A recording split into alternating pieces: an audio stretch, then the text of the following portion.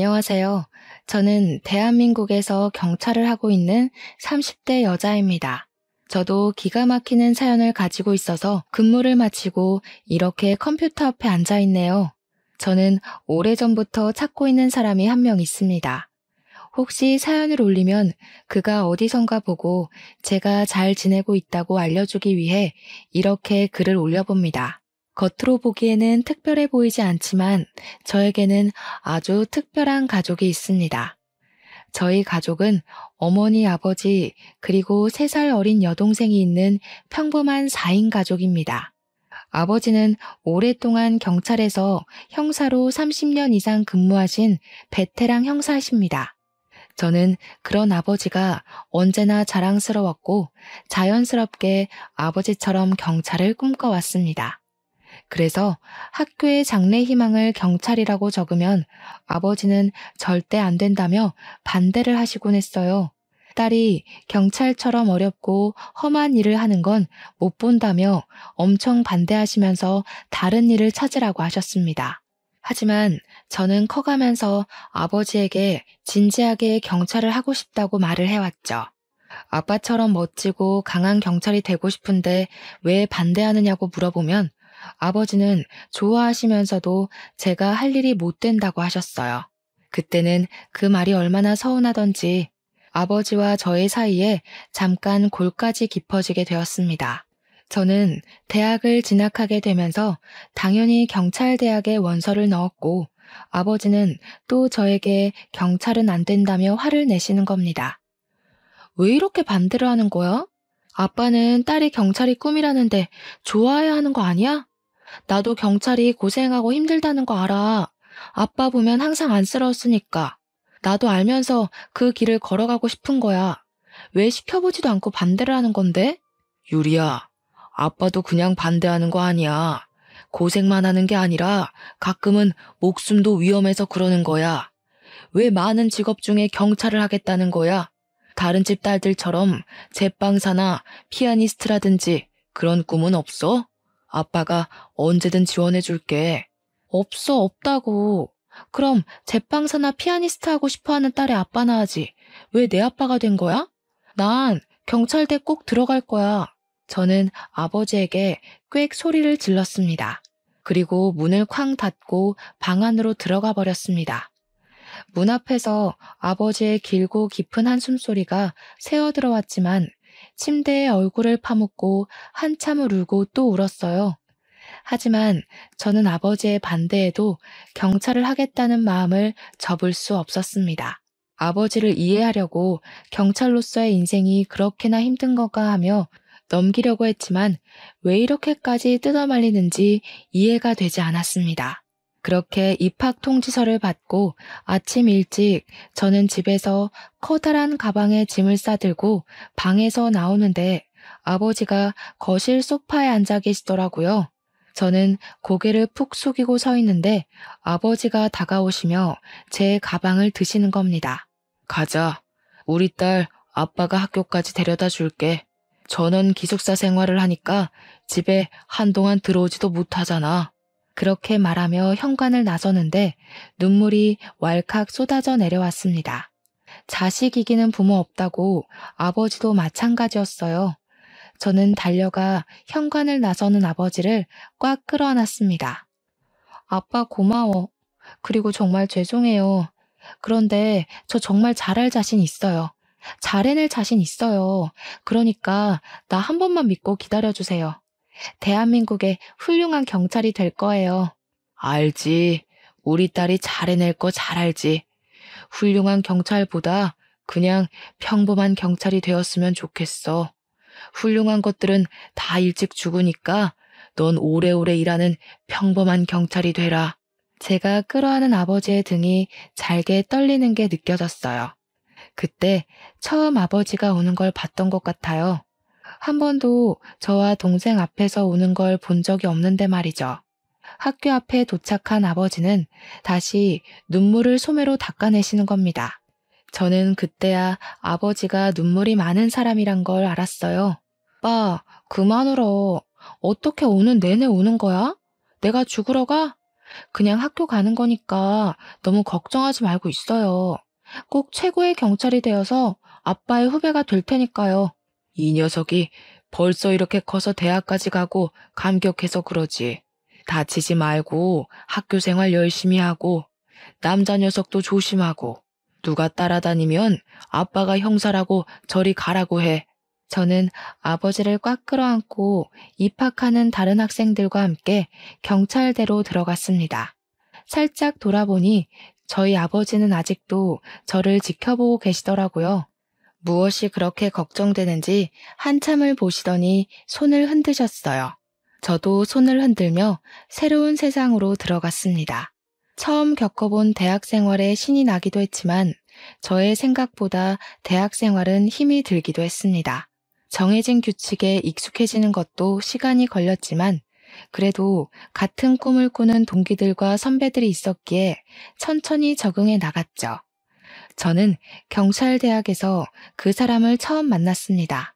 나와 동기로 들어왔던 그는 다른 사람보다 키가 커서 눈길을 끄는 사람이었어요. 언제나 구석에 서서 큰 키로 사람을 살짝 내려다보는 기분이 들었습니다. 우리는 그렇게 처음에는 아무 대화도 없이 몇 번인가 눈을 마주쳤어요. 그와 또 눈이 마주쳤는데 획 고개를 돌려버리더라고요.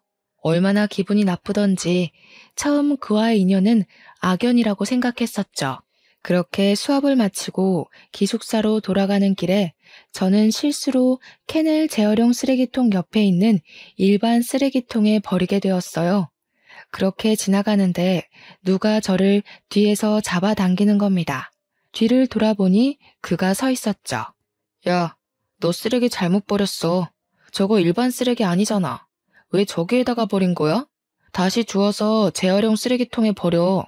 저는 순간 어안이 벙벙해서 그를 멍하니 쳐다보았어요. 보통은 그런 거 실수라고 그냥 넘어가지 않나요? 이렇게 콕 집어서 일반 쓰레기통에 다시 버리라고 하지 않는데 어이가 없는 그의 말에 저는 화가 났습니다. 나보고 지금 쓰레기통을 뒤져서 다시 버리라는 거야? 이미 쓰레기통 안에 들어간 걸? 실수로 거기에 버린 거야. 그런데 그걸 다시 꺼내서 재활용해 다시 버리라는 건 너무한 거 아니야? 왜? 네가 잘못했으니까 네가 바로잡는 거잖아. 딱 봐도 캔인데 어떻게 실수를 할 수 있는 거지? 알면서 귀찮아서 버린 거 아니야? 떡하니 바로 옆에 재활용 쓰레기통이 있는데. 야, 알면서 누가 그렇게 버리냐? 내가 사이코패스도 아니고. 그렇게 말할 것까지 없잖아. 저는 화가 나서 버럭 소리를 질렀습니다. 야, 아니고 나는 한동훈이라고 하고 이번에는 내가 대신 주워서 재활용 쓰레기통에 버릴 건데 다음부터는 눈을 똑바로 뜨고 다니든지 주의해서 버려주었으면 좋겠네. 그는 그렇게 말하며 정말 일반 쓰레기통을 뒤적거리더니 제가 버린 캔을 꺼내어 재활용 쓰레기통에 버리는 겁니다. 그때는 정말 어이가 얼마나 없던지 그는 그러고는 획하니 돌아서 가버렸습니다. 정말 그날 하루는 화가 나서 그의 얼굴이 머릿속에서 떠나지 않았던 것 같아요. 조그만 규칙도 철저하게 지키는 바른 청년으로 소문이 자자하더라고요. 법 없이도 살 사람이라고 말이죠. 저는 그렇게 그 사람과 서로 악감정을 키워갔습니다. 그 뒤로 그만 보면 속이 뒤집힐 것 같았어요. 기분이 나쁘고 심사가 뒤틀렸죠. 그리고 저도 모르게 눈길이 그에게 향하곤 하는 겁니다. 참 희한한 사람이라 생각될 정도로 각이 잡혀 사는 그 사람이 더 눈에 띄었죠. 우리는 그렇게 아무 말도 섞지 않고 지내다가 가까워지게 된 특별한 계기가 있었습니다.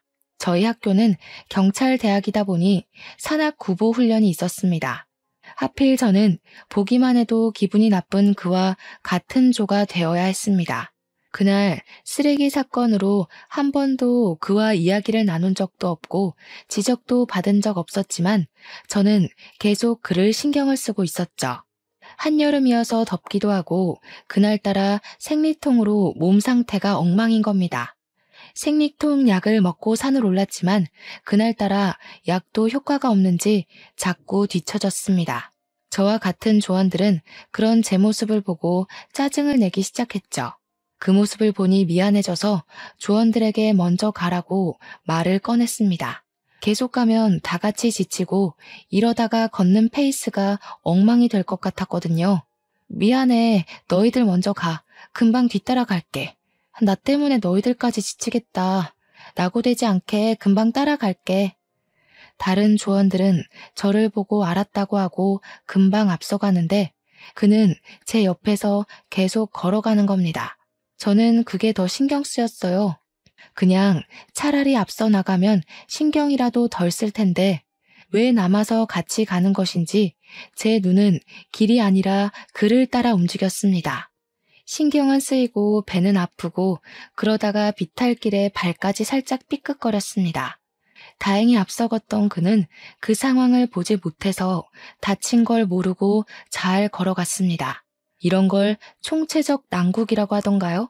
가끔 지금도 그날을 떠올리면 아찔해 오곤 해요. 그가 없었다면 아마 전 그날 분명 낙오를 했을 겁니다. 저는 발목이 아파져 오자 그를 향해 말했습니다. 너도 먼저 가도 괜찮아. 낙오되지 않도록 조심할 테니까 계속 내 옆에 있으면 계속 신경 쓰여서 그래. 그러니까 먼저 가. 그는 저를 물끄러미 쳐다보다가 입을 열더라고요. 너 아프잖아. 아픈 애 두고 내가 어떻게 가. 그냥 이대로 같이 가자. 저는 그의 말에 당황했어요. 티를 안 내려고 이를 꽉 깨물었는데 그에게 그대로 들켜버리고 만 거죠. 나 아픈 거 어떻게 알았어? 티 안 내려고 했는데 그렇게 티가 많이 났어? 티 많이 안 나. 그런데 아까부터 너 오른쪽 발목 아파하는 것 같은데 맞아? 혹시 네가 안 불편하면 내가 부축해줘도 될까? 아니야. 그럼 너도 힘들잖아. 그냥 가. 신세 지는 건 내가 불편해서 그래. 앞서간 애들도 기다릴 거고. 그는 제 말에도 저를 붙잡고 부축을 했습니다. 미안한데 그냥은 두고 못 가겠다. 내가 불편해도 네가 그냥 참아. 이 훈련만 끝나면 안 불편하게 다시 예전으로 돌아갈 거니까. 네가 불편하다는 게 아니라 이렇게 신세지는 상황이 불편하다는 거지. 오해하지 마. 그는 저를 향해 미소를 지었습니다. 그 미소가 제가 보는 그의 첫 미소였습니다. 난 계속 네가 내 눈을 피하길래 나를 싫어하는 줄 알았어. 예전부터 너한테 말을 걸고 싶었는데 그때 재활용 쓰레기 때문에 나를 불편해하는 줄 알았거든. 그날 너한테 말 걸려고 일부러 너에게 그렇게 말했는데 그렇게 말하고 나서 엄청 후회했었어. 그게 나한테 말 걸려고 그렇게 했다는 거야? 말을 그렇게 거는 사람이 어딨어. 그건 시비 거는 거지. 내가 좀 그렇게 오해를 많이 받아. 사회성이 떨어지는 건지 숙기가 없는 건지. 좋아하는 사람한테 말도 잘 못하고 그냥 쳐다보다가 단념하고. 그래도 이번에는 좋은 아이디어라고 생각했는데 역시 역효과가 났네. 나 너 좋아해도 되는 거지? 그는 그렇게 저에게 빙 둘러 고백을 했습니다. 사람이 어쩌면 이렇게까지 융통성도 그리고 눈치도 없는 건지 보통 다른 사람이라면 그런 상황에는 고백하지 않을 텐데 말이죠. 저는 그런 그의 솔직하고 소탈한 모습이 더 마음이 끌렸는지도 모르겠어요. 우리는 그날 이후로 연인으로 발전하게 되었습니다. 그는 정말 만날수록 정직의 대명사 같은 사람이었어요. 길에 떨어진 쓰레기 하나도 못 보고 지나치며 쓰레기를 주워들고 다니다가 보이는 쓰레기통에 버리는 겁니다. 작은 규칙도 꼼꼼히 따지며 지켜나가는 그를 보고 있으면 이 사람은 어쩌면 경찰을 하려고 태어나지 않았나 생각될 정도였죠. 동훈이 너는 정말 법 없이도 살 사람 같아. 그래서 경찰이 되고 싶었던 거야? 어떻게 그렇게 길에 있는 쓰레기며 작은 규칙도 다 지키고 살아? 우리 아버지가 그렇게 나를 가르치셨어. 법은 어기면 안 된다. 작은 쓰레기도 길에 버리지 말라고. 어려운 사람 있으면 먼저 도와줘야 한다고도 가르쳐 주셨거든. 어릴 때부터 이렇게 살았다 보니 몸에 배인 것 같아. 아버지가 훌륭하게 가르쳐서 그렇구나. 그런데 넌 너한테도 너무 엄격한 것 같아. 스스로 작은 실수를 해도 너무 자기 자신을 다그치잖아. 그렇게까지 하지 않아도 될 텐데. 삶에 조금 여유를 가지는 건 어때? 그는 스스로에게도 목표를 정하고 달성하지 못하면 못 견뎌 하기도 했습니다. 어쩌면 사람이 이렇게 바르고 올곧게만 사는 건지 가끔은 보면서 안타까울 정도였죠. 그런데 그는 자신의 아버지 이야기를 하면서 두 눈을 반짝였어요. 아버지의 이야기를 할 때면 행복해 보이기까지 했습니다. 아직 아버지를 따라가려면 멀었어. 난 정말 우리 아버지를 존경하거든. 어머니가 어릴 때 돌아가시고 나를 홀로 키우면서 작은 식당을 여셨는데 새벽에 일어나 장사 준비를 하시고 아침에 노숙자분들이 오시면 공짜로 밥도 주시기도 하고 그리고 매주 봉사도 다니시고 정말 열심히 사셔. 우리 아버지는 작은 신호등 하나도 절대 붉은 불에 건너시지 않을 정도로 법을 지키시는 정직한 분이셔. 정말 멋진 분이시다. 사실 나도 학교 다닐 때 무단횡단은 몇 번 한 적 있거든. 아버님이 네가 경찰이 되겠다고 할 때 정말 좋아하셨겠다. 언제 한번 뵙고 싶어. 내가 경찰대학에 붙었다고 하니까 엄청 좋아하셨어. 그날은 나를 끌어안고 하루 종일 우셨다니까. 언제 꼭 우리 아버지 만나러 가자. 널 보면 참 좋아하실 거야. 그의 말로는 10살의 어머니가 돌아가시고 그때부터 아버지와 둘이 함께 살았다고 합니다. 아버지는 그가 어머니의 빈틈을 느끼지 못하게 하려고 노력을 많이 하신 것 같았어요.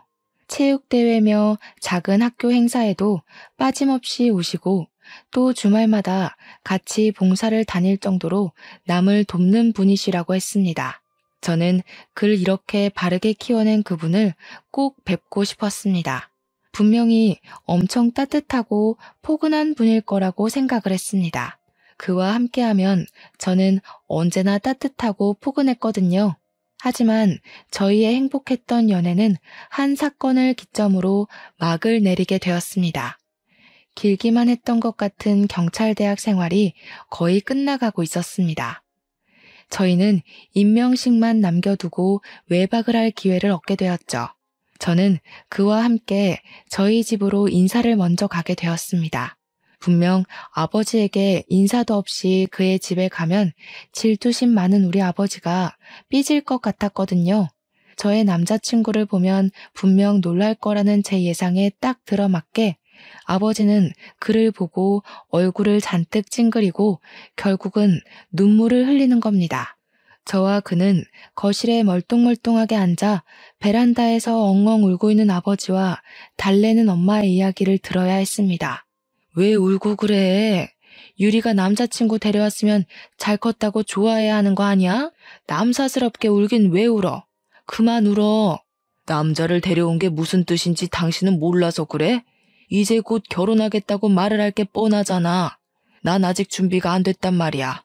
저렇게 멀대같이 키 큰 놈한테 내 딸 주기 싫다고?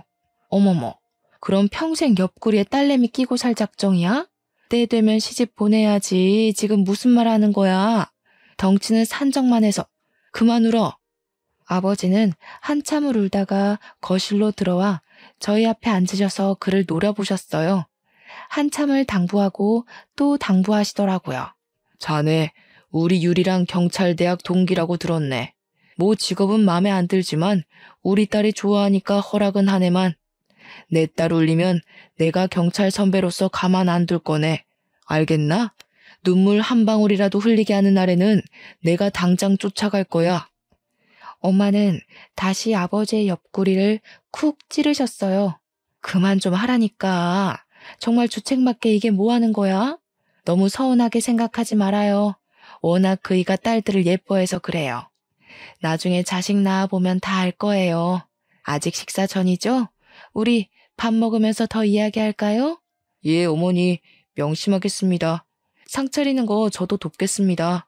집에 온 손님이 무슨 상을 차린다고 그래요. 앉아서 기다리면 내가 맛있게 밥상 차려서 대접해 줄게요. 그냥 그이 옆에 앉아 있어요. 손님 말고 아들하고 싶습니다. 그냥 도와줄 수 있게 해주십시오, 어머니. 엄마는 그가 너무 싹싹하다고 좋아하셨어요. 아버지는 밥을 먹으면서 그의 예의 바르고 올곧은 모습에 그나마 마음이 풀리셨는지 그와 술 한잔 하시더군요. 그는 아버지와 술을 마시고 밤이 돼서야 집으로 가려고 자리에서 일어났습니다. 저희 엄마는 자고 가도 된다고 했지만 그는 아버지가 기다리신다고 사양하면서 인사를 하고 돌아갔습니다. 그가 그렇게 돌아간 다음 날 아침 아버지는 방문을 열고 나오는 저를 보고 정복을 챙겨 입으라고 하셨어요. 같이 갈 곳이 있다고 하시면서 말이죠. 저는 정복을 갖춰 입고 아버지와 함께 차를 타고 경기도 인근에 있는 산속에 있는 납골 땅으로 가셨습니다. 저는 이미 아버지를 따라 어릴 때 몇 번 와본 기억이 있는 곳이었습니다. 아버지는 납골 땅에 있는 동료를 한참을 들여다보고 아무 말 없이 집으로 돌아가셨거든요. 제가 누구냐고 물어보면 항상 아버지는 가장 친한 친구라고 말을 해주셨어요. 제가 초등학교 저학년 때까지는 같이 왔었던 것 같아요. 아버지는 혼자서도 매년 다니신 것 같았지만 말이죠. 항상 아버지의 눈높이에 있어 잘 보이지 않던 납골함이 키가 크니 잘 보이더군요.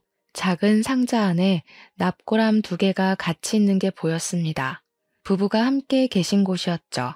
아버지는 그곳에 들어가자마자 납골함에 손을 얹고 다시 눈물을 흘리기 시작하셨어요. 그리고 아버지의 입에서 흘러나온 말들은 저를 혼란스럽게 했습니다. 장수야, 나 왔다. 유리랑 같이 왔어. 잘 지냈냐? 오랜만에 유리랑 같이 와서 화난 건 아니지? 나 유리 이렇게 잘 키웠다. 피는 못 속인다고 경찰을 하겠다고 하더니 이렇게 곧 경찰 된다. 너희 딸 진짜 자랑스럽지 않냐? 저는 아버지의 말에 두 눈을 커다랗게 떴습니다. 아빠, 그게 무슨 말이야? 누구 딸이라고 하는 거야? 내가 아빠 딸이 아니라는 말이야? 아버지는 제 손을 잡고 다시 눈물을 흘리셨어요. 미안해, 유리야. 아빠가 미리 말을 못했어. 사실 말하고 싶지 않았어. 계속 아빠 딸로 키우고 싶었는데 그건 아빠 욕심인 것 같아서 이제라도 말해줄게. 여기 있는 2사람이 너의 친부모님이야. 내 친구였고 동료였던 김창수. 그리고 옆에 있는 사람이 너의 친엄마다. 저는 순간 할 말을 잃고 말았어요. 저는 꿈에서라도 한 번도 제가 친딸이 아닐 거라고 생각해 본 적이 없었거든요. 처음에 아버지에게 그 말을 듣는데 장난치신다고 생각을 했을 정도였습니다.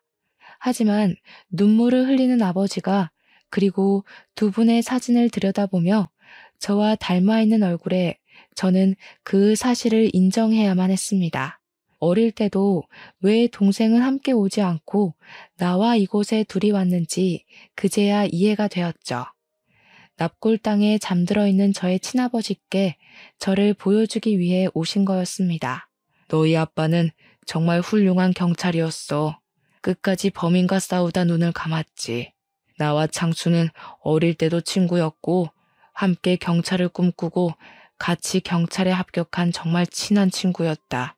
그런데 이 녀석이 그전부터 쫓던 사기 사건이 있었는데 범인을 찾았다고 나에게 전화가 온 거야. 그게 마지막이 될 줄 생각도 못했어. 그놈의 흉기에 맞아 사망하고 말았어. 이제 너에게는 말해주어야 할 것 같아서 이제야 말해서 미안하다. 그럼 엄마는 왜 돌아가신 거예요? 아버지는 그렇게 돌아가셨다고 해도 엄마는 왜 돌아가셨어요? 그때 너희 엄마는 너를 뱃속에 가지고 있었어. 막달에 접어들었었는데 임신 중독증 증세가 있다고 너희 아빠가 걱정을 참 많이 했었다. 너희 아빠가 범인에게 그렇게 되었다고 듣고서 충격으로 쓰러지면서 저혈성 쇼크가 왔어. 너는 응급으로 제왕절개를 하고 살렸는데 너희 엄마는 살리지 못했다. 너희 친가는 너희 아빠가 고등학교 때 부모님이 돌아가셨었고 너희 외가도 할머니 혼자라 너를 키울 형편이 되지 않았어. 그때 우리가 결혼한 지 얼마 되지 않을 때였는데 아내가 너를 키우겠다고 먼저 나서더구나. 저는 눈물을 쏟아버렸습니다. 그런 사연이 있을 거라고는 생각을 못했으니까요. 출생의 비밀이라느니 그런 일은 주인공들에게나 있을 거라고 생각했는데 말이죠. 한참을 울고 나서 저는 모든 것을 받아들였습니다. 부모님이 친부모님이 아니라는 사실보다 두 분이 끔찍하게 돌아가셨다는 거에 저는 마음이 더 아파졌어요. 편안하게 눈을 감으신 게 아니었으니까요. 그리고 흔쾌히 저를 맡아서 키워주신 부모님께 너무 감사했습니다. 단 한 번도 동생과 차별 없이 저를 키워주시고 사랑해 주셨으니까요.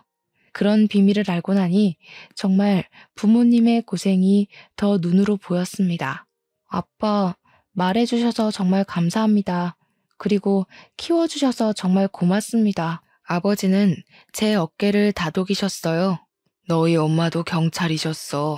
아유, 혹시라도 네가 다칠까봐 그렇게 경찰이 되는 걸 막았는데 이렇게 경찰이 된 것 보니 참 역시 피는 못 속이나 보다.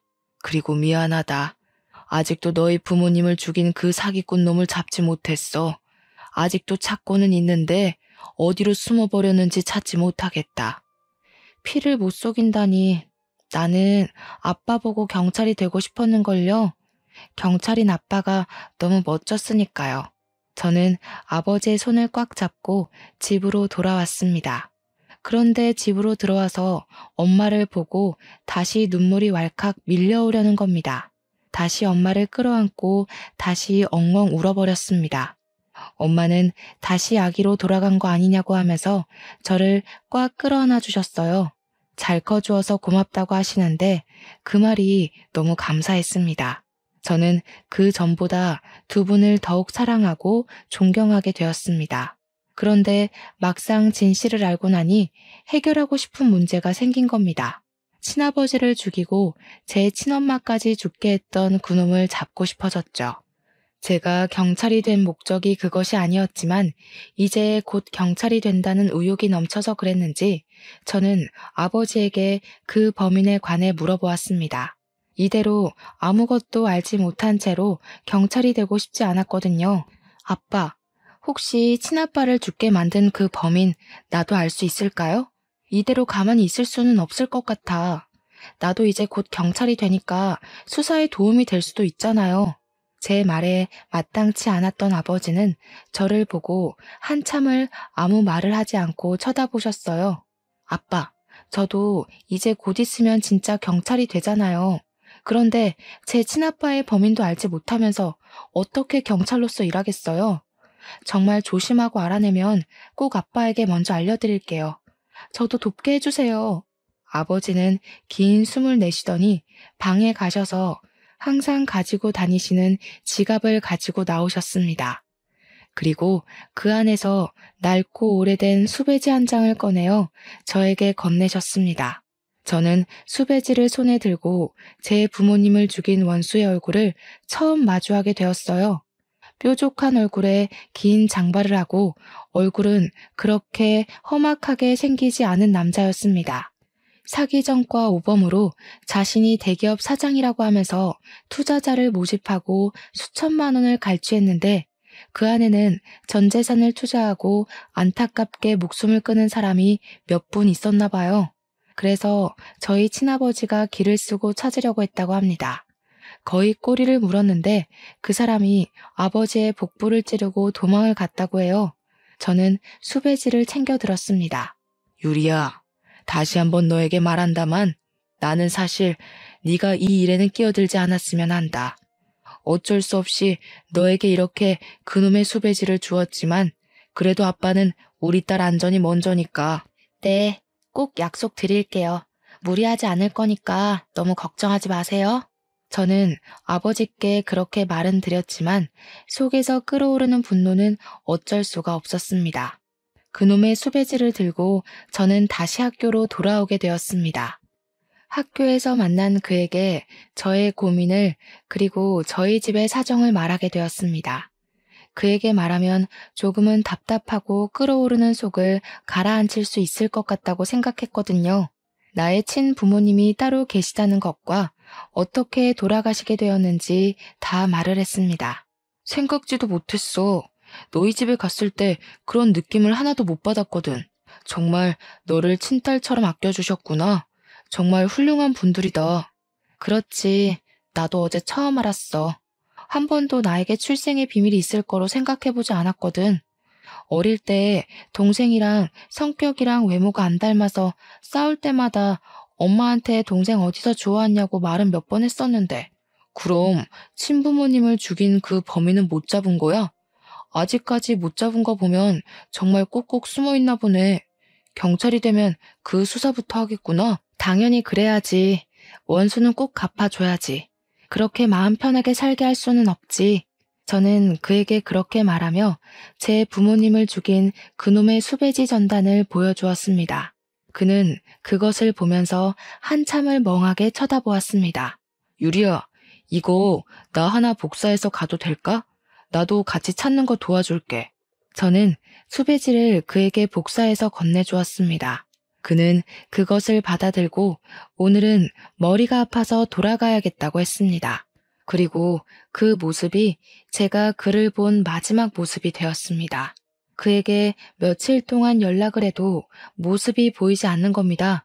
그와 같이 방을 쓰는 동기에게 물어보아도 자기도 모르겠다고 일어나 보니 방에 없었다고 하는 겁니다. 저는 그의 우직하고 무엇을 하든지 최선을 다하는 그를 알기에 그 혼자 그 사람을 찾는 건 아닌지 걱정했지만 그가 어디 있는지 찾지 못했습니다. 그가 있을 만한 교내의 모든 곳을 찾아봐도 모습이 보이지 않았죠. 며칠을 그렇게 흐르니 걱정이 되었습니다. 수십 번을 전화를 걸어도 핸드폰은 꺼져 있고 동기 말로는 방에 들어오지 않았다고 하는데 속이 타들어갔습니다. 그때 아버지께 전화가 왔습니다. 유리야, 그놈 잡았다. 너희 부모를 죽인 그놈 말이야. 그놈을 알고 있다고 익명의 제보 편지가 왔는데 정말 그놈이 이름도 바꾸고 태연하게 잘 먹고 잘 살고 있더라. 저는 학교에 저의 사정을 말씀드리고 바로 경찰서로 달려갔습니다. 아버지가 저를 보고 그가 있는 취조실로 데려다 주셨습니다. 유리창 너머 그는 고개를 푹 숙이고 책상에 머리를 박고 있었습니다. 저는 취조실 안으로 아버지와 함께 들어가 그를 대면하게 되었습니다. 제가 들어오니 고개를 드는데 사진보다 확실히 나이를 먹은 얼굴이었지만 얼굴의 특징적인 인상은 그대로 남아있더군요. 그리고 제가 가장 놀랐던 것은 그의 얼굴이 너무 선해 보였다는 겁니다. 자세히 그의 얼굴을 들여다보지 않으면 수배지의 사람과 달라 보일 정도였어요. 저는 그의 맞은편에 앉아 그에게 말을 걸었습니다. 이경수 씨 맞으시죠? 그동안 잘 숨어 계셨네요? 잘 지내셨나 봐요. 얼굴이 너무 좋아 보이시네요. 수배지와 다른 얼굴에 많이 놀랐습니다. 그런데 사람 죽이고 이렇게 잘 지내시면 안 되는 거 아닌가요? 그는 고개를 들어 저를 노려보았습니다. 그리고 저를 유심히 쳐다보더니 입을 열었습니다. 아가씨, 나를 알아요? 나는 아가씨 처음 보는 것 같은데 우리가 언제 만났던 적이 있던가? 낯이 있기도 하고. 저도 최근에 알았어요. 제가 아버지를 닮았다는 걸 말이죠. 23년 전 수원에서 형사 한 분을 흉기로 찌르고 달아난 적 있었죠? 그 형사분이 제 아버지 되십니다. 아버지가 그렇게 돌아가시고 저희 어머니마저 충격으로 세상을 떠나셨고요. 제 말에 그의 두 눈이 커다래졌습니다. 그는 의자에서 내려와 바닥에 납작 엎드렸습니다. 제발 용서해 주세요. 그때는 정말 제가 잘못했습니다. 한 번만 선처해 주시면, 아니, 제발 제 아들만 모르게 해주십시오. 그 녀석이 알면 충격을 받을 겁니다. 죗값은 다 치르겠습니다. 제발 아들이 모르게 해주십시오. 저는 아들에게 비밀로 해달라는 글을 보면서 화가 치밀어 올랐습니다. 어떤 생각하고 있어야 저런 말을 태연하게 내뱉을 수가 있는지 피해자에게 용서를 빌기보단 자신의 죄를 모르게 해달라는 부탁을 할 수가 있을까요? 마지막 한 점의 용서조차 그렇게 사라졌습니다. 정말 뻔뻔하시네요. 자기 손으로 몇 명의 가장을 죽인지는 아세요? 당신이 사기를 쳐서 2명의 가장이 목숨을 버려야 했습니다. 그리고 저희 아버지는 직접 그 손으로 죽이셨죠.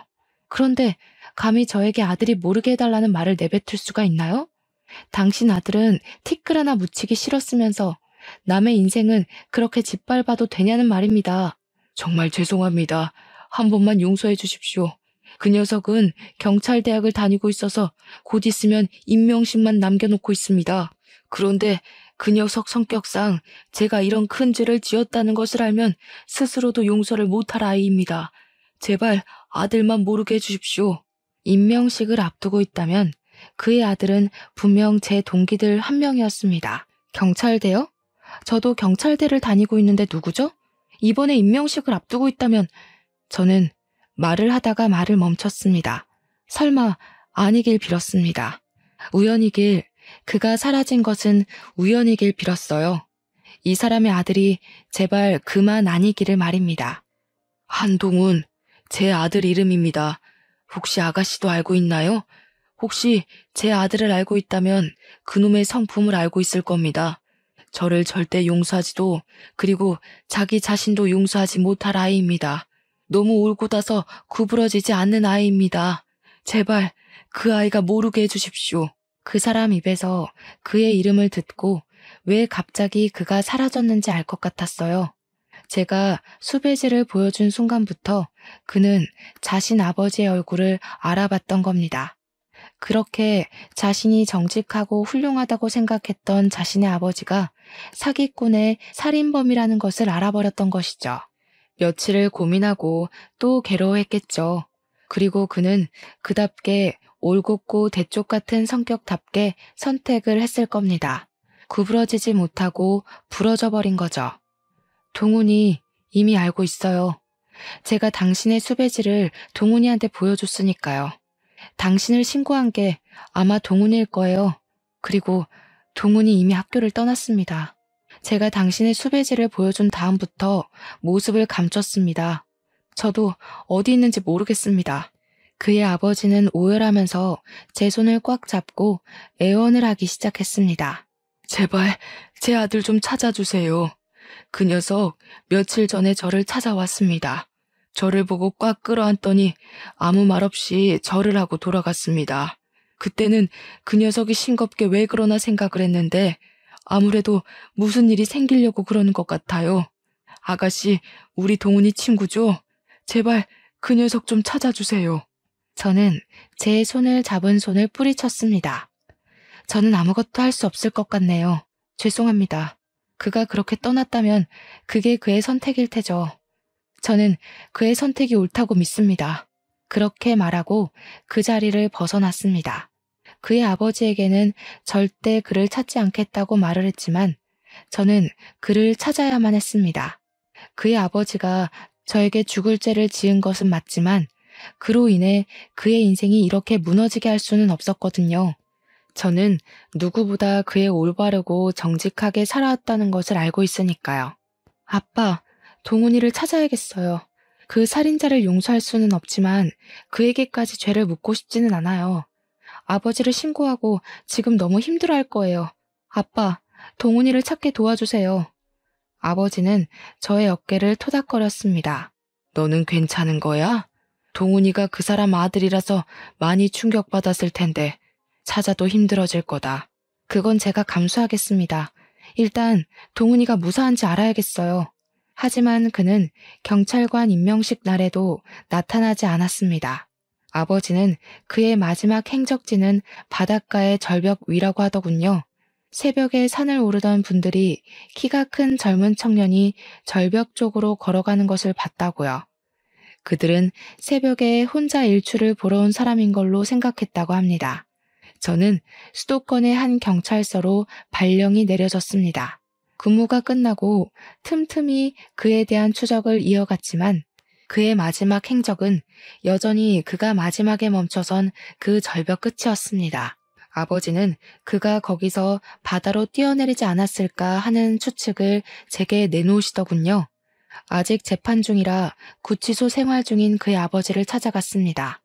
그래도 그에게 아들의 소식을 전해주는 게 저를 위해 아버지를 희생시킨 그의 마음의 보답처럼 생각되었습니다. 카키색의 수의 착용한 그가 유리창 앞에서 앉아있더라고요. 그는 경찰 정복을 입은 저를 보고 두 손을 꽉 모으고 고개를 숙였습니다. 그가 고개를 숙인 것이 저에 대한 예의도 그리고 사죄도 아니라는 것을 알고 있었습니다. 그가 가장 원하는 것은 아들이 어디 있는지 그리고 생존해 있는지 알고 싶어 할 것이라는 것을 알고 있었죠. 그래서 다른 설명 없이 바로 그가 궁금한 것을 말해 주었습니다. 그동안 동훈이가 어디로 갔는지 찾아보았습니다. 저도 동훈이가 당신의 죄를 짊어지고 자기 자신을 희생할 필요는 없다고 생각했으니까요. 이미 당신을 고발한 당시에 그의 죗값은 다 치렀다고 생각합니다. 동훈이 어디 있습니까? 건강합니까? 이 아비를 원망 많이 하지요. 그 아이 잘못이 아니라고 꼭 전해주십시오. 잘못은 이 아비가 했으니까 다 이 아비가 죗값을 받을 테니까 무사하다면 얼굴 한 번만 보러 와달라고 해주십시오. 아들 녀석의 얼굴을 봐야 안심이 될 것 같아요. 저는 그를 물끄러미 쳐다보다가 길게 숨을 내뱉었습니다. 그를 찾는 부성애가 참 애잔하게까지 느껴지더군요. 저는 그동안 동훈이의 마지막 행적을 추적했습니다. 저를 만나고 이틀 후에 학교를 빠져나가 바로 당신에게 들린 것 같더군요. 그리고 바로 경찰서에 익명의 편지를 붙이고 고속버스를 타고 여수로 향했더군요. 그곳에서 배를 타고 금오도로 향했습니다. 여행객들이 신선대의 절벽으로 향하는 것을 본 것이 마지막 목격지입니다. 그의 아버지는 제 말에 두 눈을 커다랗게 떴습니다. 지금 여수 금오도라고 했습니까? 정말 동훈이가 그곳을 갔다고 합니까? 절벽 새길을 걸어가는 걸 정상으로 가는 등산객들이 목격했다고 합니다. 그게 동훈이의 마지막 행적입니다. 그 뒤를 아무도 동훈이를 목격한 사람도 흔적도 없습니다. 그의 아버지가 고개를 푹 숙였습니다. 그러다가 소리를 내질렀습니다. 말도 안 돼. 그럴 리가 없어. 아니라고 말해. 아니라고 말하라고. 그 녀석 혼자 그곳을 갈 리가 없잖아. 거짓말하지 마. 그의 아버지는 구치소의 유리창을 두드리자 교도관이 안으로 들어와 그를 끌고 나갔습니다. 그가 나가자 저는 구치소를 빠져나왔습니다. 저도 그의 아버지와 같은 생각이었습니다. 그가 그런 선택을 하지 않기를 바라고 믿고 싶지 않았습니다. 그리고 그의 아버지는 제가 다녀간 일주일 뒤 구치소에서 스스로 목숨을 포기했다고 아버지가 알려주셨습니다. 그리고 저에게 편지 한 통을 건네주셨습니다. 그의 아버지가 저에게 남긴 편지였죠. 그동안 제게 한 번도 내뱉지 않았던 사죄의 내용이 그곳에 담겨 있었습니다. 아마 아들은 저를 절대 용서하지 못했을 겁니다. 그 아이는 어릴 때부터 엄마를 닮아 흐트러지고 바르지 못한 것을 못 견디는 그런 아이였습니다. 저는 그런 아내를 사랑하면서 나도 그렇게 바르게 살고 싶다고 생각했습니다. 이미 내 손은 더러워졌어도 그 사람과 함께 있으면 새로운 사람이 되는 것 같았습니다. 아가씨와 아버지의 어머니가 그렇게 된 것은 정말 죄송합니다. 당시에 아내가 동훈이를 가지고 있었습니다. 이제 정말 죄짓지 않고 모든 것에 대해 속죄하면서 살겠다고 다짐했는데 그쪽 아버지가 저를 계속 추적하며 쫓아왔습니다. 바로 코앞까지 온 형사를 보고 제 모든 것을 잃을까봐 너무 두려워졌습니다. 제가 제발 그냥 눈 감아 달라고 빌고 또 빌어도 안 된다는 그 말에 저도 모르게 정신이 나가서 항상 가지고 있던 작은 잭나이프로 찌르게 되었습니다. 모든 게 변명처럼 들리는지 모르지만 정말 처음부터 죽일 생각은 없었습니다. 아마 제 아들은 제 엄마와 함께 있을 것입니다. 아들과 함께 아내의 고향인 그곳에 재를 뿌렸었습니다. 그리고 염치불구하고 부탁드립니다. 제 시체를 화장하게 되면 아들과 아내가 있는 그곳에 뿌려주십시오. 그 편지를 읽은 아버지는 그곳에 재를 뿌릴 자격도 없는 자라고 욕을 퍼부으셨어요. 자신의 죗값도 받지 않고 도망친 사람은 그럴 자격도 없는 거라고 말씀을 하시더군요. 그의 유골은 결국 미연고 유골로 처리되었습니다. 저는 가끔 근무하다가 그 사람이 아무 일 없이 경찰이 되었으면 참 좋은 경찰이 되었을 것이라고 생각하고는 합니다. 그는 결국 아버지의 죄를 용서하지 못했기에 더 좋고 바른 경찰이 되었을 거라고요. 문득 그런 생각을 하다 보면 선과 악은 종이장처럼 맞닿아 있는 것처럼 사람 안에 존재하는 그것은 아닌가라고 생각하고는 합니다. 단지 우리는 선이 되려고 노력을 하면서 살아가는 거라고 말이죠. 저는 여전히 그를 찾고 있습니다. 아직 그의 행방을 모르니까요. 그의 시신도 그를 닮은 사람을 찾았다는 신고도 없었으니까요. 그가 어딘가 숨어서 자신을 용서하지 못하고 있지 않을까 생각하고는 합니다. 그를 다시 만난다면 나는 그를 용서했다고, 다 아버지의 죄 때문에 괴로워하지 않아도 된다고 말을 해주고 싶어요. 저의 사연은 여기까지입니다. 저의 출생의 비밀을 알고 친부모님의 안타까운 사정을 알게 된 후 가끔은 모든 게 꿈이 아닐까 생각을 하고는 합니다. 잠에서 깨면 모든 게 그 전처럼 다 돌아왔으면 좋겠다고 말이죠. 하지만 인간의 삶이란 게 참 좋은 일만은 있는 게 아니라는 것은 확실한 것 같습니다. 경찰 일을 하다 보니 저보다 더 안타까운 사연을 가진 분들이 어쩌면 이렇게도 많은지 참 안쓰럽습니다. 저는 운이 좋게 좋은 부모님을 만나 행복하게 자란 게 얼마나 행운인지 다시금 알게 되었습니다. 여러분도 누군가를 죽일 듯이 원망하고 또 용서를 하신 적 있을 거로 생각합니다. 각자의 사연은 다르겠지만 여러분의 용기에 저는 박수를 보내고 싶습니다. 저의 사연을 읽어주셔서 감사합니다.